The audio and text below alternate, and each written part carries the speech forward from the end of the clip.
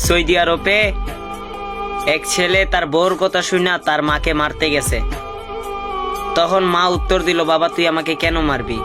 তখন ছেলেটি বলল, মা ছোট থেকে বড় হয়েছি, তুমি আমার সকল ইচ্ছা পূরণ করছো, তুমি কখনোই আমার কোনো ইচ্ছা অপূরণ করো নাই, তো মা আমার আজকের ইচ্ছাটা তুমি পূরণ করতে দিবা? তখন মা প্রশ্নের উত্তর দিল, বাবা তোর কি ইচ্ছা বল। তখন ছেলেটি বলে, মা আমার বউ তোমাকে মারতে বলছে। তখন মা বললে, আমাকে মারবি তোর বউর কথা শুই না?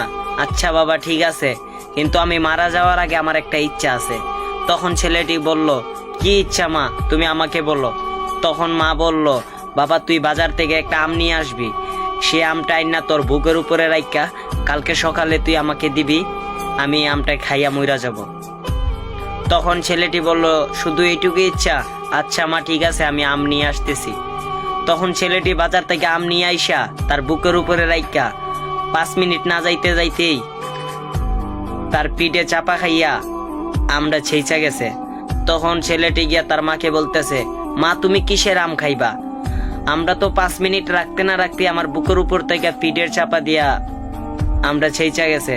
তখন মা বলল, বাবা সামান্য একটা আম তুমি 5 মিনিট বুকের উপরে রাখতে পারো নি, আর আমি তোমাকে 1 দিন নয়, 2 দিন নয়, 3 দিন নয়, টানা 5টি বছর আমি তোমাকে এইভাবে বুকের উপরে রাখছি, আর তুমি আজকে তোমার বউর কথা শুই না আমারে মারতে যাইতেছো? বাবা এটা থেকে বলতেছি কিছু হইলো শিক্ষা পাবেন।